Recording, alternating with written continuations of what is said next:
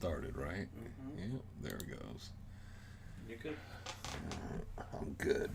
Change the name and everything. Oh, okay. There There you I are. am. Yes, I am. Look at you. Welcome to the chat. Remember to privacy. Abide by our community guidelines. There's guidelines? Yeah. I didn't know there was guidelines.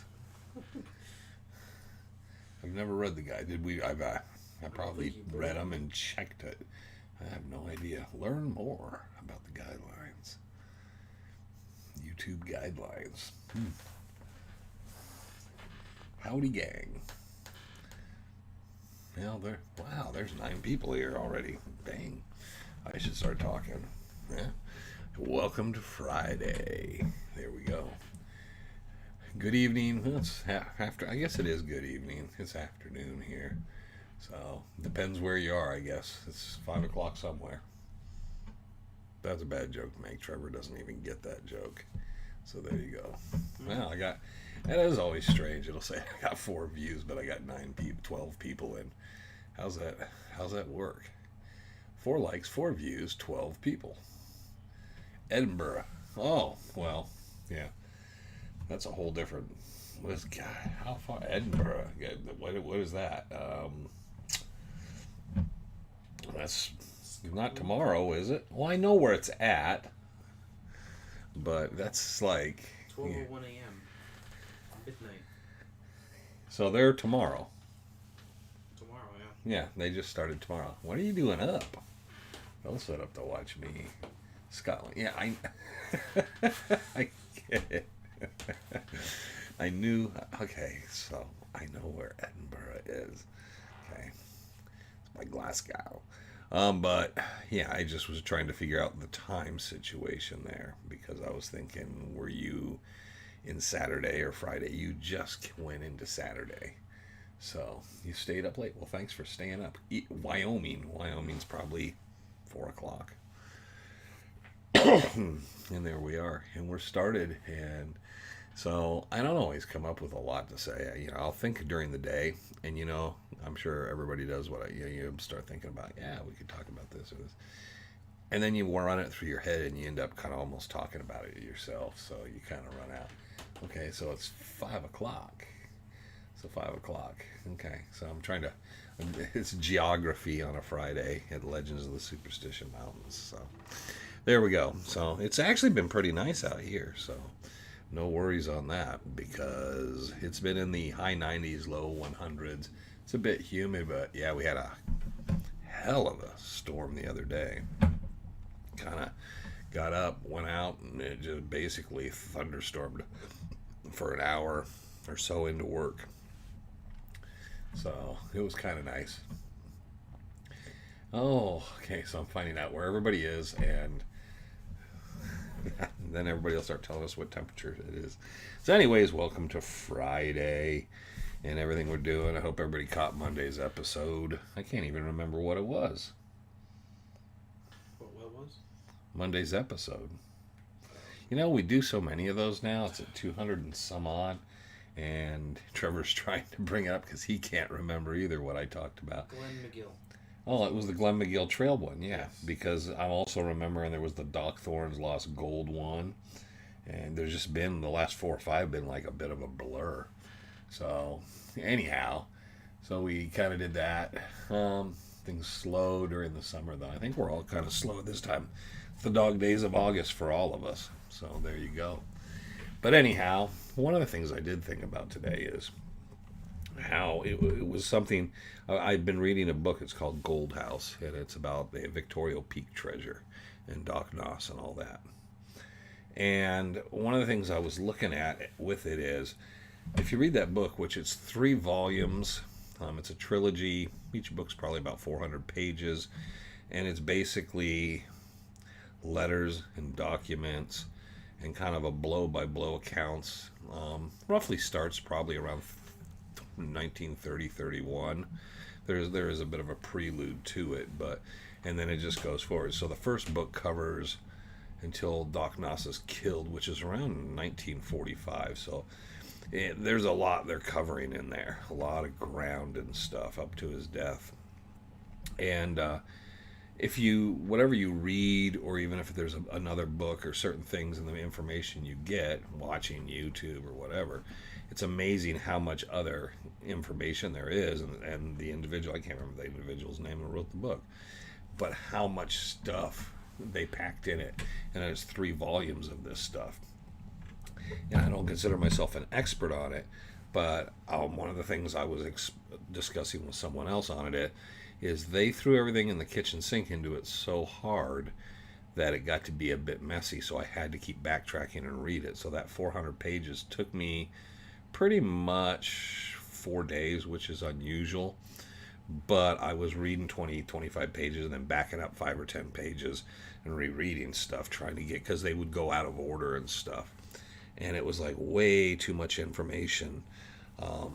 And my conclusion is about 70-80% of that probably is truthful. There's a lot of it I'm very suspect of, because there was a lot of people, including Doc Noss himself, that were a little bit sketchy. So there's a lot of sketchy people involved in that whole process and everything with that. And if nobody knows where that's New Mexico, out by White Sands Missile Base. And I believe there was gold found out there, and I believe in some of the other stories and stuff and what happened. Obviously, Tony Jolly is probably one of the most credible people out of that whole story, because he didn't care. He just said, I helped him bury a bunch of stuff just before he was killed. And yes, I went back years, many years later, I got the gold. I'm not going to tell you who helped me dispose of it, but I did that, and I had to do that, but that was that. And he's pretty credible in the whole thing. Other than that, there's a lot, everybody has their own point of view, and there's a lot of changes, difference. But if anyone can find it, it is a long read and a difficult read. But you'll come away with afterwards of really, we've been getting a lot of rain, so I'm kind of catching up on this stuff. But yeah, definitely that story is the treasure hunt story. And I'm really surprised, I guess, being at White Sands Missile Range is one of the reasons they've not tried to do a reality TV show there. Even though there's a few other sites and spots around there you would think would justify that, because it's such an interesting story and they got so much material, you could spend so much time. So I am really surprised with Oak Island, what we did, and you got Skinwalker around, but that place is kind of very unusual. And that whole story, the whole, the death and the intrigue and the government cover-ups and stuff, and the stuff they got documented is pretty wild. So I'm really surprised no one's really jumped in. I know there's a couple short documentaries of footage when they did was it 98? I know there's been a couple times they went out there and kind of opened it up, kind of, to let people kind of go back in to see if they have claims. But anyways, we get been plenty this week. Does White Sands have a museum? I think they do have a museum. Yeah, they have a museum. They have a lot of stuff that's museum around there, a couple of the ranches. I know you can visit and stuff. They've encroached upon the land more and more where a lot of stuff was, because obviously the government got very involved. Secret Service, the FBI, the military, and they had their eye on what was going on there, and it's pretty much the rumor is they made off with a lot of the gold, if not all of it, but they started finding all those sites. The curious thing is that Doc Noss buried so much of it and scattered it all over the place, and there's bars of gold all over the place. And Tony Jolly, I think it was 110 bars they buried, and he recovered 5 or 10 of them. He went to one spot and got what he needed. And then there's a number of other people that had found some out there, and they retired quietly. And towards the end of their lives, they talked openly about it, but they wouldn't tell anybody where those places specifically were. So, but yes, and you got to remember, a lot of this takes place is right after Doc Noss had been in that area, and a number of these people, and one of the gentlemen's name is Bob Ward, not the Bob Ward from the Superstitions, but when they found this is when you could not privately own gold anymore. You had, if you found gold or whatever, had to turn it into the U.S. Mint. The government got it, and you were supposed to get paid accordingly for it. Well, Doc Noss, probably rightly so, decided that wasn't going to happen. He was very distrustful of the government. But very interesting story. Interesting book. I mean, I couldn't even give half of it away. But it's because it's so much wrapped into it. And maybe I'll touch on something here. On last week's show, you were waiting to see Frank again before you could give him the pocket watch to repair. But I haven't seen Frank yet. Nope. You mean Frank? You've seen Frank with it? Yeah, but I always forget to do stuff, don't you? I mean, it's not on the top of the list. Yeah, Frank said, I'll fix it if you want to, and then I just never to bring it. But the same thing goes both ways. There's always things we're telling each other, and yeah, I'll bring it by, I'll drop it off. Okay, next time you're over, and then we just never do it, and it's years of that kind of stuff. And I can't even keep up with it. I don't think he can either. So there's a lot of little things like that. But yeah, he told me that years ago, and it's just sitting in there. I know where it's sitting. It's just sitting in there, and I just haven't bothered with it because I just hadn't really thought about it. We should have probably done it over the pandemic, kept him busy, and got him to do something like that. But yeah, and I'm glad you reminded me, but I'll forget again. So there you go. Anyways, one of the cool things about the Doc Noss story is he was part Cheyenne and might have been part something else. He said he was 3/4 Cheyenne, I think. And he'd been out to the reservation, I believe, in Oklahoma when he was a boy because he didn't like his stepfather. And something happened, and they ended up putting him out by Oklahoma. But he was too white, half and half, so they didn't really put him in the res, and he ended up wandering around. There was a lot of trouble with it. But he claimed to have met Geronimo, and a lot of people say that story is suspect, but he never said Geronimo told him where the treasure was. He just said he met him, and he told him about there was a treasure somewhere in New Mexico or Arizona. So, and it could be very valid because Geronimo did that. So it's a cool little side story. Doesn't really change anything on that. And it's one of those things. Have you spoken with Eric D lately? What's he up to? No, I haven't talked to Eric. I'll call those guys or kind of like, hey, what's up? And I don't sometimes going to get back. Eric will sometimes be at work and say he'll give me a call back, and then he doesn't. But I realize he's busy, so it's always good. And it's we catch each other up. That's someone I should probably just kind of tune into with this. I don't know if we can do the split screen, but at least do the audio. But I got to make sure what his work schedule is like to make sure he's off work, because he will pick up and talk to me for a few minutes always if he's at work. But you always got to remember everybody's kind of like doing their thing, and you don't know when you're going to interrupt them in and stuff. And I figure if he's checking in on any of this stuff, he'd get a hold of me and say, hey, yeah, no problem, I'd like to jump in there and do this. And so yeah, I haven't heard from him, but he's good. We still touch base. It's probably me and him, and the two people I talk to the most is probably Frank and him. And then I'll see Woody. So, hey, I don't always catch everybody. I'm trying to catch everybody in. Well, that was the Gulf Coast, and okay, I'm well. So, kind of going back up there. We tried to set up the microphone. Hope everybody can hear me real good. We tried to move it over. We don't have a cord long enough, so we need a longer cord, I guess.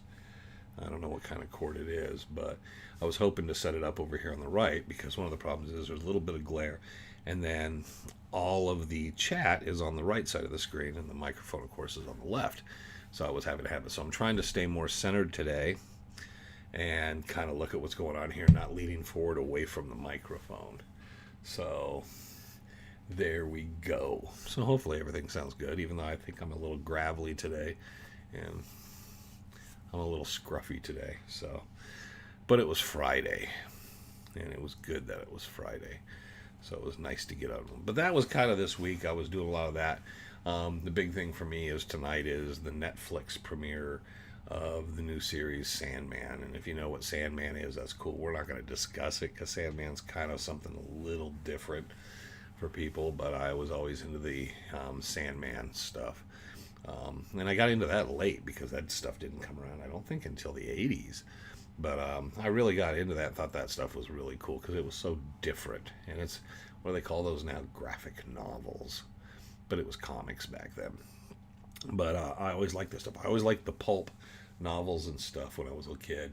I got criticized of it once too because I loved Robert E. Howard and Lovecraft and stuff like that. And someone once told me, I thought you were kind of smart and you like to read good books. And I'm thinking, that stuff's cool, man. Robert Howard and Conan and H.P. Lovecraft and his whole mythos, man, that stuff I thought was awesome. So I've always thought that was really good literature and excellent storytelling. How many caves, mineshaft adits, do you estimate there are in the Superstition wilderness? Audio great, picture great. It sounds excellent. Thank you, everybody. Man, okay, so we're just going caves, mine shafts, and adits. Well, adits is opening. Prospects alone, there has to be thousands upon thousands. Mines could easily be 1,000 or more. Let's see. Caves, it's 3 collapsed calderas, so I don't know, lava tubes count as caves. There's caves everywhere, and there's different sections have more caves than others. But you can even just get into a specific area and just how many caves are there, how many mines are there. I would say, man, you can't go far without there being a prospect. And there's mines everywhere. Most of the time, the mines people know about or hear about is when they did the government surveys. Some of the bigger ones or more popular, well-known ones. Like, there's no marking, we know where Glenn McGill's diggings in the pit he dug was, but there's no markings of it. The cave below, there's nothing marked on a map for that. That's everybody. Like Bluff Springs has got, especially on the western side, that whole thing on down at the base is just pock full of just mines and stuff. And you got to remember, the older mines are like rat holes. So they dig these holes and just small holes and stuff and go in. And then a lot of the caves are very small openings, and then they open up further in. I know George Columborn felt that a lot of those had a connectivity between them. He felt like if you got deep down into them, they would connect throughout there because of the collapsed calderas and stuff. I don't know for the fact. I've never been in anything that large, but I know there are some pretty deep and some pretty wild caves back in there. Most of the mines aren't huge, aren't especially deep. Stuff at the southern end, off Hewitt, there's some bigger mine shafts down there. But, yeah, there's mine shafts all through that area. And like I said, prospects. So there'd be thousands and thousands. And if you tried to mark them all, or someone tried to do that, I mean, you would just have X's all over the map. It's crazy, crazy, crazy. So I couldn't even estimate. Howdy, good evening. Good evening, Wayne. And there we are. What's up, Doc? Did the military trail that's mentioned in the LDM clues possibly go from pick a post to Fort McDowell? It could, but one of the problems is what was his version or his idea of a military trail? And it could have been he saw some soldiers on something several times. And you got to remember, Jacob Waltz was at that mine 2 really distinct periods of time. If you're going to go by the Peralta story where he was there with Peralta, and then there was probably the later one when he's there with his partner. After that, he just kind of jumps in to grab the cash, and then the last time to check on it. So if you go with the theory of the 4 trips, the last 2 trips are very quick. Did Peralta say that it was a military trail to him or mention something? It's more likely he might have seen something on it. But those trips, we're talking about a year or 2 period. It's hard to say what he saw and what he thought. His knowledge of the superstitions obviously wasn't as succinct as ours is today, because he could have drawn a map very easily if he had the knowledge like I have and showed somebody where something is. If I said, the Lost Dutchman mine is in this ravine on the western side of Bluff Springs Mountain. Let me just say that. Well, if that was the case, I could draw you a map where you would probably have no problem or issue getting to it from several different directions. So what he claims that was it a regularly used trail? He wouldn't know, because he wasn't in there on a regular basis. We always tend to forget he wasn't like some of the books portray it. He basically went in. Once he knew where the mine was, he went with Peralta. Then him and his partner come back. Then he comes back one more time just to cover things up, grab the last cache, and that's it. So the 3 trips is definitive. 4 maybe, but he did not spend years and years out there mining it. Let's see. When you coming to the rendezvous? Oh, you're talking to somebody else, Kim. Kim, get out. Kim, it's not your show. It's mine. Get your own show, Kim. Cornbread. All right. So, anyways, so that being said and done, yeah. So when you read books, I mean, it's that thing of, I always love when we hear someone who's like they do those videos and then they say, "Well, I've read hundreds of books about the Lost Dutchman mine." Well, chances are you haven't, because it's really tough to find. Most of you, if you went out to look, find 10 books.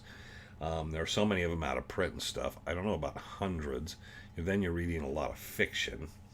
My bookshelf's pretty filled, but there's a lot of multiple copies. And so, concerning distinctly the Lost Dutchman, there's a good 40, 50 books. 100, maybe over time.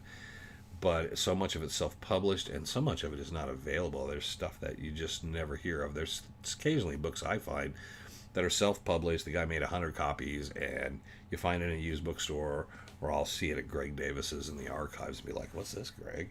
I've never heard of this." "Oh, he only made like 20 copies of it." So then I'll kind of make sure I get a copy of it. But they always, I read all this. Most of the time they read 2 books and then they play on the internet, and then they think they know from Google Maps. And that's always funny, because that's the thing. What is it the guys were called? The expedition, Arcana Expedition, people were asking about. Those guys, I don't know, the guys from Ohio. And I don't know if those are the guys from Ohio that bugged me at the rendezvous. They came out, and the story they told me at the rendezvous, and I'll discuss it in a minute to make sure I catch up here. Hold on. Joining, hello from Ireland. So we got Scotland and we got Ireland. Man, you guys are up, well, early. We're up early, man. So you missed my question above. Well, say your question again. Going to try. What was the question above? Coming to the rendezvous. Da, da, da, da, got a line on RV. Just have to. Did you answer the owners? Here, I think I know. Do you know the owners of Red Mountain? They're the owners of Red Mountain are the Pima tribe. And the Yavapai Apache, that's off limits. So it's not owners, but I guess I've been out there, but I won't discuss too much about that, because I kind of I always feel privileged with the people I know when I get an opportunity to go out there. And I don't like to push that. I like it just because I want to learn more about the history from that side of things. Those helmet wearing clowns promise to tell I'll book you. It's only been a couple of years. They think they found the LDM. Okay. Good night, John Boy. What if the military trail was the trail from Fort McDowell, though? Well, it can be, but my main point on that, in Tortilla Flat to San Carlos, it could be down any canyon. I'm just saying, when did Walt see them? Because he was in there such a short time. For him to make that assumption, and the old military trail, we don't know what that's distinctly based on. It's like the Three Red Hills. I've heard it termed, and because he was German and English was a second language, they said 3 red hills, 3 red spots, three red bumps, and I've heard it could be so many different things. So saying where the military trail technically is, or a military trail, anytime the military went through there, was that the trail? It could be the Fort McDowell to picket post, but how many different routes did people take? The 2 soldiers were going from Fort McDowell down through and to the Silver King, and they got all turned around. And you think they'd know where the military trail was, if anybody. So there you go on that. Read the other day in Carlson's Hiker Guide that the mine and Julia Reinhardt and Julia first entered the mountains at first water. Seems odd. Well, no, they kind of did. Loving your guitars in the background. Just got myself. Okay, cool. They went to a lot of different places. When they first started coming in, ended up in Hog Canyon. They ended up more on the western face of the Superstitions. And then when they came into the interior of the mountains, they came in through first water, which is always one of those questionable things. It's one of the reasons that we're not sure when Jim Bark posted some of the directions and we learned some of the places they went, about what directions were they given and how many different directions did Waltz give them that he entered. Because they seem to have been on the western face. Their directions seem to point to going down to the southern end of the mountains and up in from the south. And yet everybody always believes the Holmes stuff about Waltz coming in from the north, crossing the Salt River. which is totally, completely different than any of that. But them coming into first water is one of the things about the bulldog stuff is that people feel they kind of pass through the area with the bulldog. By the time they were coming in first water and they were coming to the mountains that direction is when they had Herman and Godfrey. They'd come in and they actually, I think, even spent time out in by Iron Mountain in that area a little bit too, because it was believed because of the writer, and I'm trying to remember his name, P.C. Bicknell, about the Lost Soldiers Mine. A lot of people were searching for the Lost Soldiers Mine, which they considered completely different than the Waltz Mine, and an older mine at that. And so they were out there kind of determining that, but they went in through first water and ended up in the area of like Marsh Valley and that area and camping down there during this time of year during the summer. Can't imagine that, and they could only really do anything in the afternoons or mornings. Pick the worst time of the year to do that. So, okay, and it sounds like they were trying to find the first northern canyon from the western end. Well, and it's supposed to be like the first southern canyon, and we don't know the directions. Bob Garman's uncle knew Herman and got some of the information where they were. Jim Barks ran into them, and we get some of the information. So they were all over, and I think some of the information on their first trips, some of it comes from various different sources. I always wondered what Tom Collenborn's dad really knew, being friends with Herman and having spent so much time around him. We all can sit back and say, yeah, the first questions I'd have for Herman are this. Why did you guys do this? When you guys first entered in, when did you go when you first met with them? Which direction? Why did you go that way? And that's something we never know, is what they were thinking. We all hear the thing that Julia got hung up on Weaver's Needle. Once she found out about Weaver's Needle, she thought that was a big thing. But we don't know if that was something and it had to specifically do with Weaver's Needle, or they just didn't know which way to poke it into the interior. We don't know which route they were coming across. When they came across for the Superstitions, they didn't have a topo map, so they're just basically coming across country, and then they're just trying to pick where they think they can get into the mountains. And I think that was a problem too.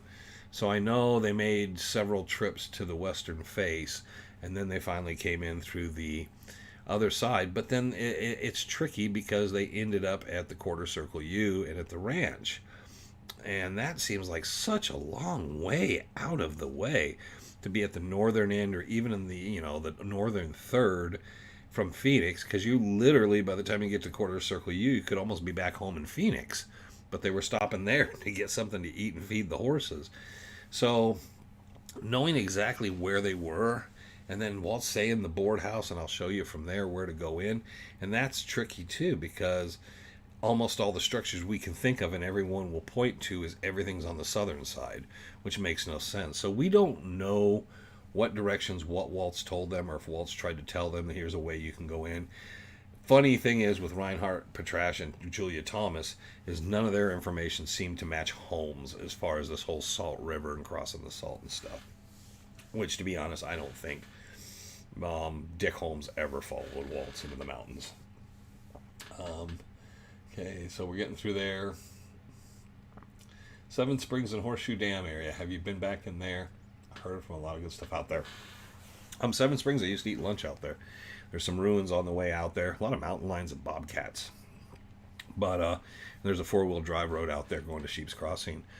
I used to go out there a lot because when I'd work the Carefree Cave Creek area for the utility company, that was one of my lunch spots. There's a place called the Jewel of the Desert out in the Cave Creek area, and then the Carefree area has Seven Springs, and I would go out there with the truck, and then I would mess around. I'd take my lunch break, eat, or just sit out there in the truck and go out and mess around, look at old prospects, old mine shafts and stuff. So just kind of fun. Everybody's got their own way, but when it's somebody else's gas and I'm just hanging out, I'm going to go check some stuff out. And there are some people that live in some very peculiar places back in those mountains, and you learn where there's roads, and then when you talk to those people, you find stuff out, because you talk to them and go, hey, by the way, you know who dug that hole up there? And then they get to talking, and you find out a lot of really cool stuff. There was a message retracted, okay, and there we are. Okay, Been a fan of the show. Hope to see you guys back in the field filming again. Yeah, we have been, and we will be back this fall. Um, it is kind of what it is. I mean, right now it's just too hot for Frank and everybody, and work's busy. But we will definitely be getting back out and finishing some more filming and stuff and all. But yeah, the Seven Springs thing's cool because Jay Frazier's book puts it, the Dutchman, out in that general area. Everybody has their general area, right? They throw it out there and do stuff. So kind of catching back up, going through, because these things, it's like everybody types at once. So boom, boom, boom, boom, boom, boom, boom, boom, boom, boom, boom, boom, boom, boom, boom. Just got myself an Epiphone guitar. Just got that. That's cool. Okay. And hello, Terry. And okay, I was all through that, wasn't I? Okay. So, all right. So everybody's saying hi to everybody. We're in that mode. Well, hi, Wayne. Thanks, Larry. Hi, Larry. Glad I'm included in all this. So, kind of covering that, though. But yeah, there's a number of books that put it in different places. And then you got the guys out in Wickenburg that have to put it in the Vulture, right? Because we're out here by us. So, and there's nothing to say that Walt spent any time at the Vulture, was ever at the Vulture. There's just nothing we have. He had time. It's a possibility. We just don't have a clue if he was out there. And they have certainly nothing. They come up with all this stuff. It's easy to say, yeah, Jacob Holtz was out the Vulture and he got kicked out of there. He got thrown out and ran out of town for high-grade ore and stuff, and that's where his gold came from and all that. Okay. No piece of evidence to it, so it's something you just have to say. There's always that possibility, but it would be nice if there was any personal witness to it, which we don't ever seem to have, where there were people that were witness that he lived in Phoenix and he paid with gold and stuff. So, do you have any books you've written? No. And I'll talk about that in a second. What about Diamonds in Arizona? Have heard that one. I've heard about diamonds. I've always been curious, and one of the things I asked about, and no one's ever given me an answer, is the superstitions are 3 calderas. Generally, volcanoes have something to do with diamonds and stuff. I was told, nah, not necessarily like that. I was told by a geologist, it's a possibility, but don't look for them. The only one I know is the Cave of Thousand Eyes. When they found that, they thought it was a diamond mine, and it's not. It's quartz. But no, I've never heard of any diamonds in that part of Arizona. How about you, Trevor? Mm-mm. Okay. Are you going to the Moon Lake Gathering? I don't even know who you're talking to. I don't know about Moon Lake Gathering.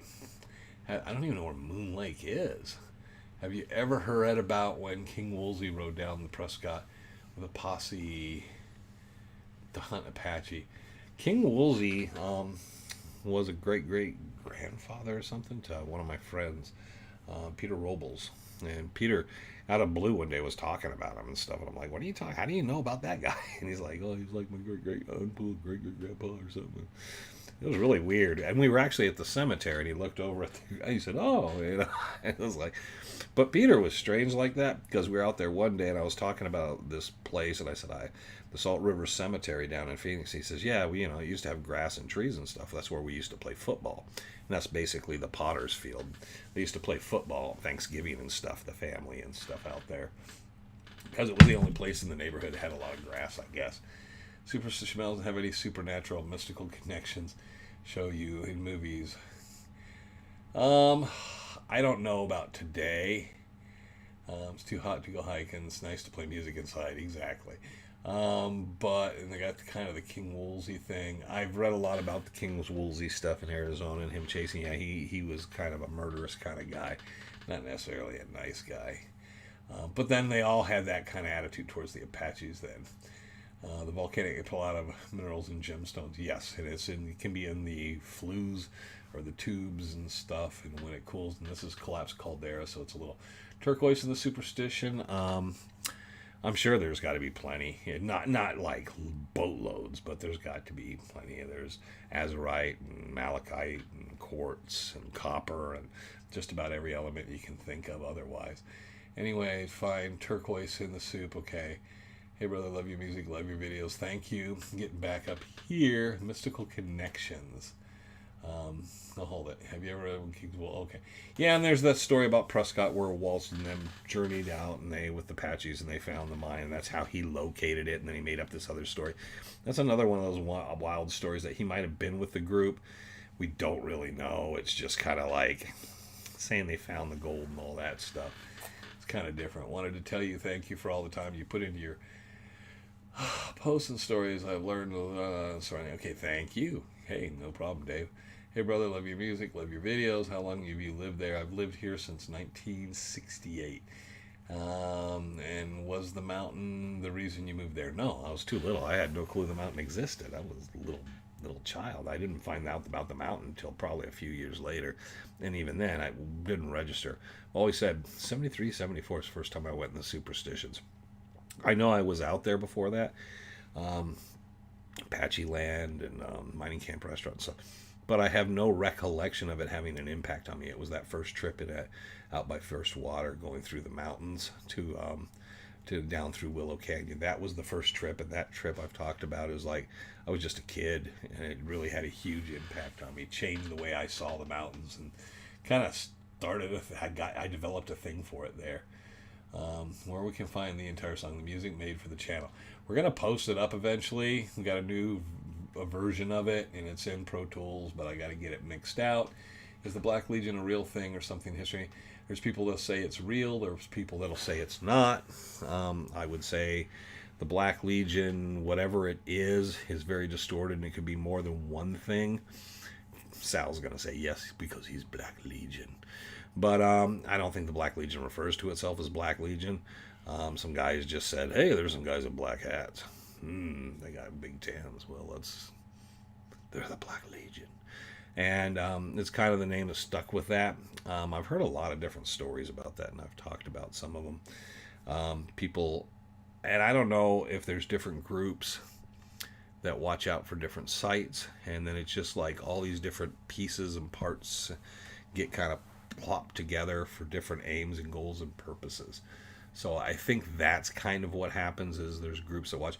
Bluff Springs Mountain had burial grounds on it, and I don't know if they've moved those or if they made sure those were just inaccessible at a certain point. They did something, but it's changed over the years in the mountains, and I'm sure they moved various things and people, and I know there, there's and today there's not maybe the same superstition there was, just like with any culture that was 100 or 200 years ago. So there was one time, a lot of indigenous people, like especially when it came to the Salado and the Hohokam, they were very, and the Anasazi, they didn't even know those people, but they were very, very, they did not want to stay in those areas. They considered those areas just like, you got to stay out of there because they're very haunted.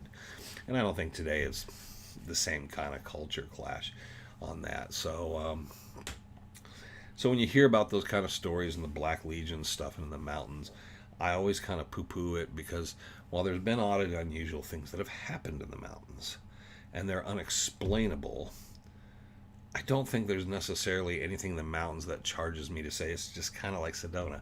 We used to go there, smoke pot, drink beer, and go on Slide Rock.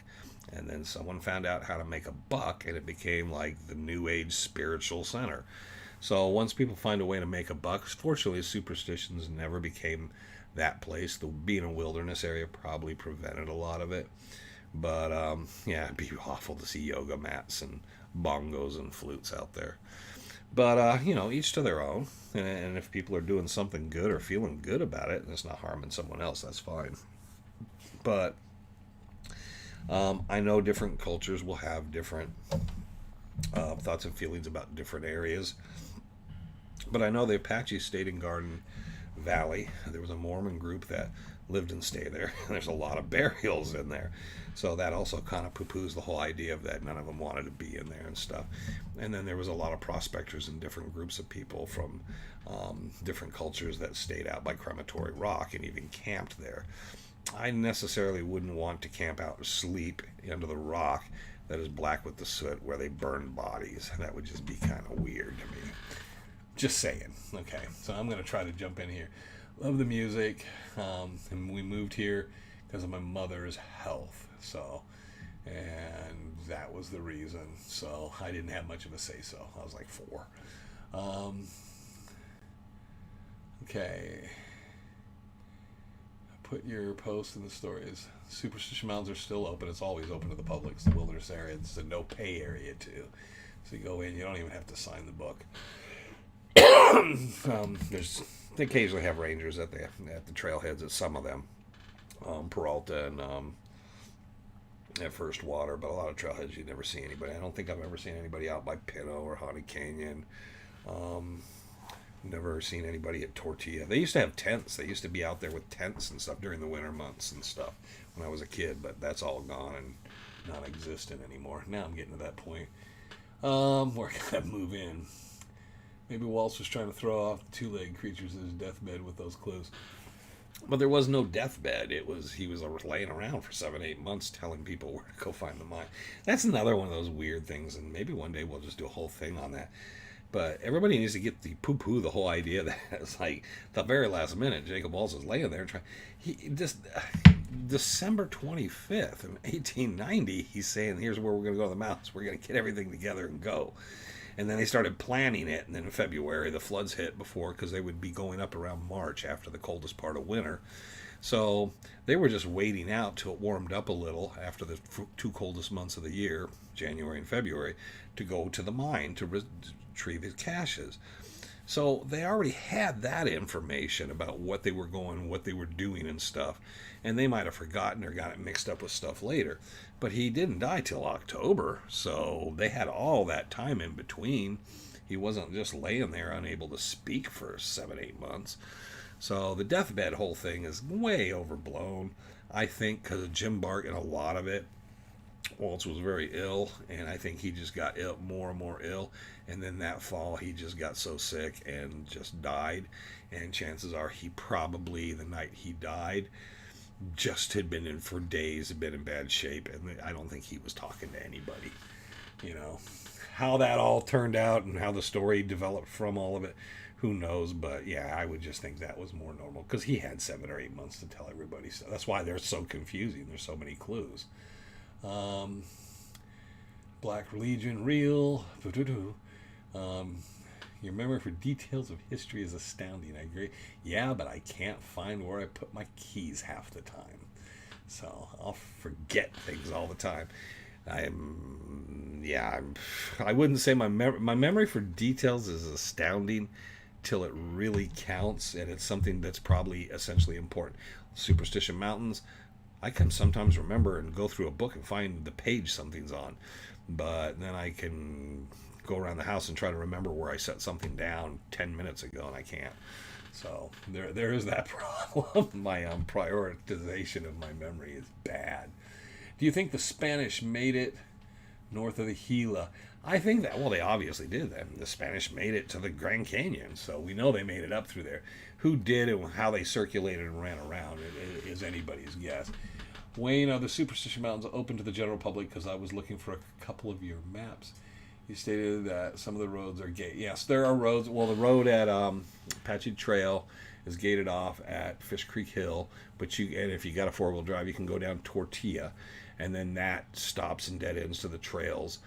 Peralta Road is open to the Peralta, and then First Water Road's open. And then you can go out towards Superior by Top of the World and all that, and you can go in towards the area of Pinto Creek and cross the bridge at Pinto Creek and go on that method. And then there's the Rivas Ranch Road, but now to get to the Rivas Ranch Road from the north, you have to go all the way around either through the north and around through Roosevelt or through Globe and come back around. So I don't even know if that one's open to anybody. I mean, unless you live in Roosevelt or Globe, I don't think many people are taking that route anymore. But the Superstition Mountains are open unless there's a major fire or something, and usually the roads are always open. Hewitt down by Superior and all that. And I thought I was the only one who lost his keys. No. I don't always lose my keys. I lose a lot of stuff, though. I always can't remember. I'm trying to figure out. But, here's the other problem. Then people move stuff, right? So you put something down, you go back, and you're looking, and you're thinking, well, I just set it there. Where is it? So I'm not terrible, but yes, I do lose stuff and misplace things and all. We all do. I mean, that's not even a sign of getting older, because I've done that my entire life. Let's see, the Spanish made it north of the Gila. We did that, caught that. Gosh, the mountains are vast. The problem with getting lost in the mountains is not that they're vast and they're not huge, because Paul Shimmick was out once and he said he was really surprised at how small the amount of territory is. It's very rough, and the canyons are north-south generally, but they also go east-west. You can get into almost any canyon and be in a familiar area and get yourself turned around and not quite sure how to get yourself out. There's a lot of dead-end box canyons. There's a lot of canyons that open up into two more canyons, and that is one of the problems, is like Peter's Canyon, how it twists around. If you're not very familiar and know exactly where you're at, you can walk and lose your sense of direction, and then you're just done. You don't know which way's up.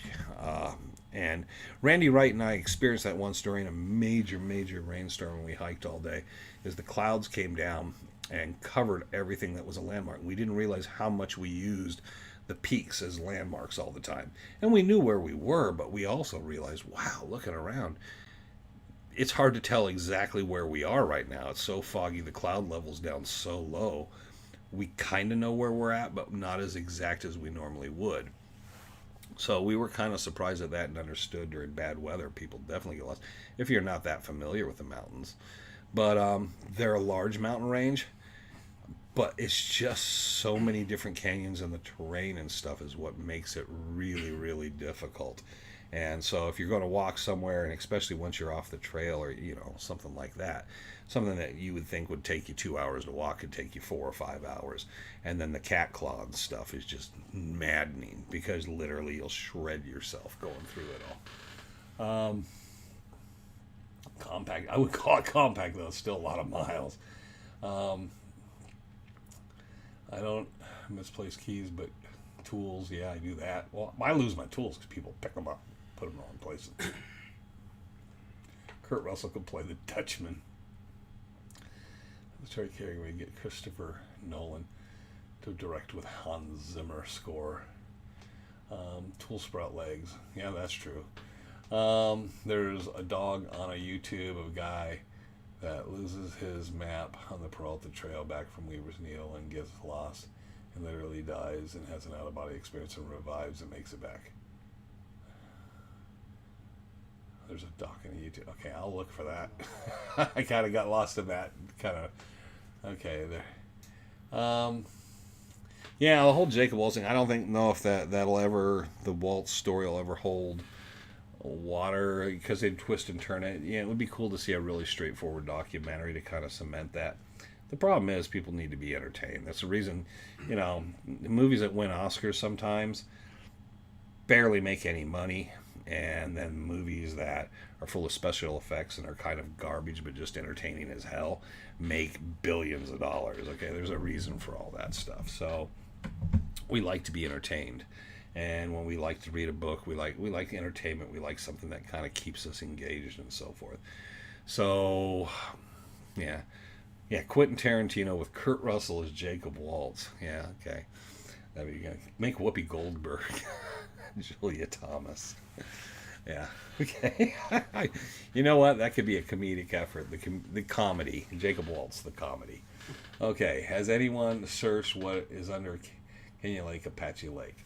It's really difficult. I know the water's really not clear, I guess. Cloudy, dark green, whatever it is. But no, they did drain the lakes down severely, and people went out and checked that, for especially all the old Arastras before the dams were put in.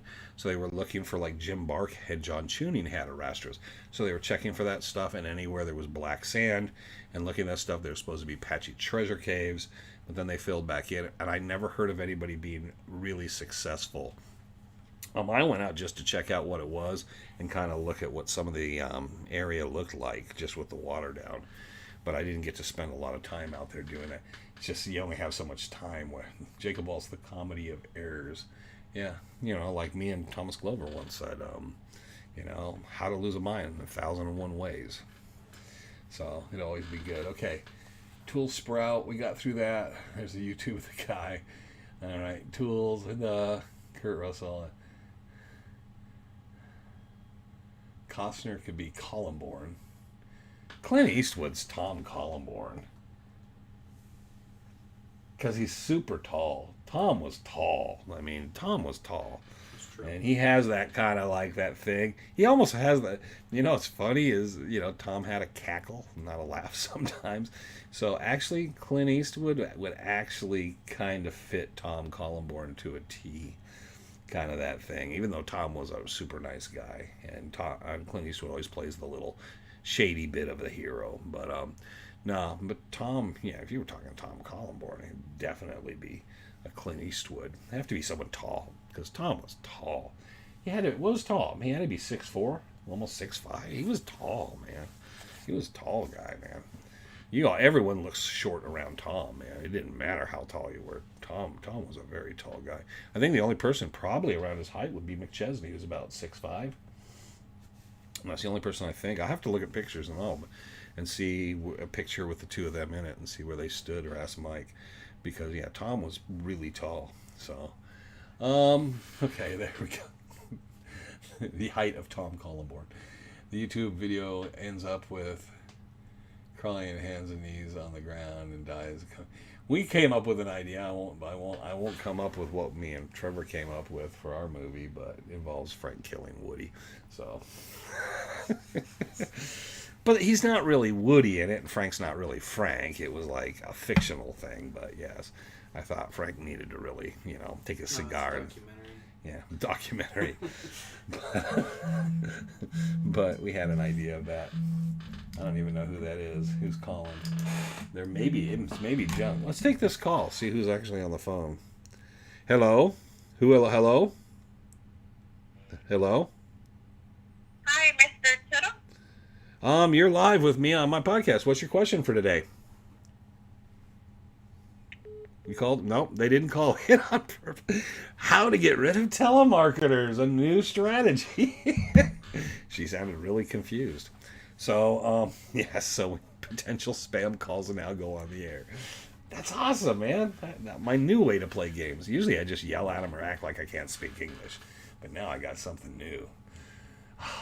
I'm such an asshole. Are you and Frank filming season 3? It would be season 4? Season 5. Well, if you count the original show, it would be season 5. If you don't. So it's season 4 of YouTube is in the can, mostly. And we'll be getting started to do season 5. So we'll be getting and heading that direction here shortly. This could go bad. Wiser Waltz. Okay. Just say, hey, you're live. All right, so I'm going to get out of here because we've been up here almost an hour and it's pizza night. So I got to go grab pizzas and stuff. There's no ice either. I think I hear some. It's homemade.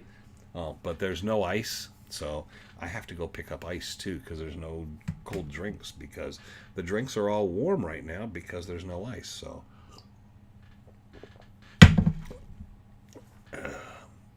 Yeah, Dr. Pepper goes down a little hard sometimes.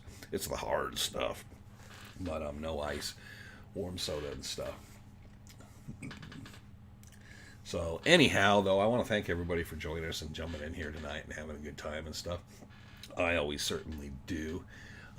Average view duration. People watch for about 13 minutes and then just say, whatever. See, but they missed that fun part. Yeah, so there's no way I can just get potential spam. That was fun, though. Okay. So anyways, I want to thank everybody for joining us in and coming in. I hope I got most of the questions. I'll try to run through. And guess what? Because of my memory issues sometimes, I'm going to go back through. I'm going to look at them, jot them down, lose the list, and then I won't remember what you asked me that I was going to try to come back and mention this time. So we might as well forget I'm even saying that I'll do that because I'm not going to remember. So there we go. So that's all good and the same.